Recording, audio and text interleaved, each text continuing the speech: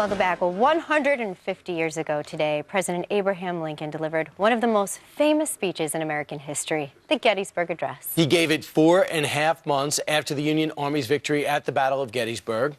It took Lincoln about 2 minutes to describe the principles of America while honoring fallen soldiers here in Gettysburg. And to mark this day, we asked some of our special friends here on Fox and Friends to help deliver and recreate Lincoln's most famous speech.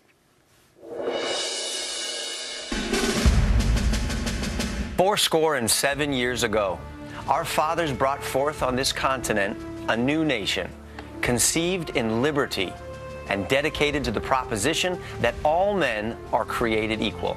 Now we are engaged in a great civil war, testing whether that nation or any nation so conceived and so dedicated can long endure. We are met on a great battlefield of that war. We've come to dedicate a portion of that field as a final resting place for those who here gave their lives that that nation might live. It is altogether fitting and proper that we should do this. But in a larger sense, we cannot dedicate, we cannot consecrate, we cannot hallow this ground. The brave men, living and dead, who struggled here, have consecrated it far above our poor power to add or detract.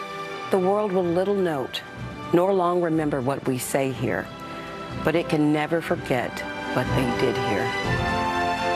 It is for us the living, rather, to be dedicated here to the unfinished work which they who fought here have so far advanced so nobly. It is rather for us to be here dedicated to the great task remaining before us. That from these honored dead we take increased devotion to that cause for which we gave the last full measure of devotion.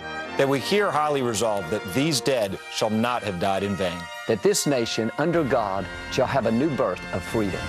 And the government of the people, by the people, for the people, shall not perish from the earth. Wow.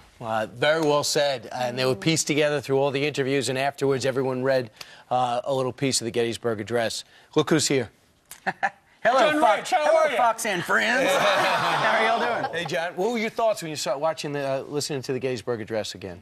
You know, it's because you're known as very patriotic. Well, I mean, you know, to be able to encapsulate everything that makes our country great in that short burst of words, I don't know anything more brilliant has ever been said behind the podium ever. In less than two tweets, right? In less than 2 minutes and less than 2 tweets, which would be acceptable 140 characters out there. Yeah, I mean, you can say the Pledge of Allegiance in 10 seconds. You know, I mean, there's just a few pieces, I think, of patriotic things that have been said over the years, and that is, I don't know how you ever top that. Right, although we did a story last week about how one high school was asked by some of the kids there, hey, could we say the Pledge of Allegiance? No, there's really not enough time. Yeah, you know, I saw that. We don't have time. We don't have the 10 seconds a day. I know. That's...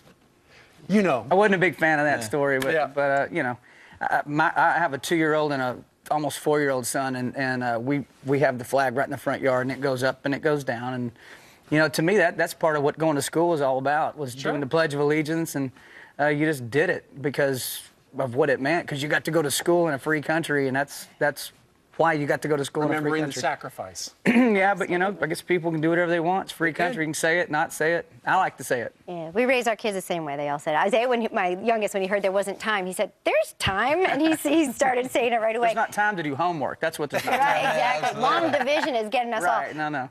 Tell us about your special that's coming up. It's Rich at Night. Nice. Who doesn't want to come to that party? Please, sounds fantastic. Yeah. It's a show that's actually shot out of my house in Nashville. That's a big house. It's a crazy joint, yeah. That's a stadium. People said, man, I can't believe you got a bar in your house. I said, oh, no, cousin, I have a house in my bar.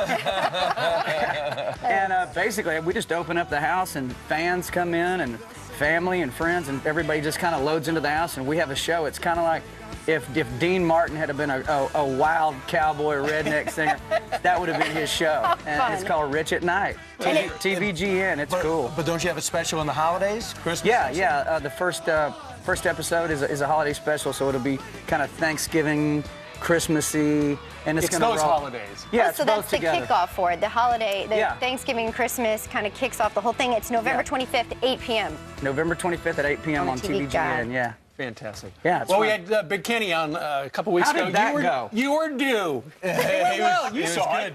He's the happiest guy around. No, I watched it. It was great. Yeah, Big Kenny, the Universal Minister of Love. Very good. Yes. It is true. Well, you're the backup minister of love. I appreciate it. All right. Thank All you. right. Congratulations on the special. Thanks, and sir. on that house. Appreciate We're it. just waiting for our invite. Okay. Exactly. Is it a bar with a house or a house with a bar? I think it's a bar with a house. There you go. Either way. John Either Rich, way. thank you. Thanks, guys. Thanks, John.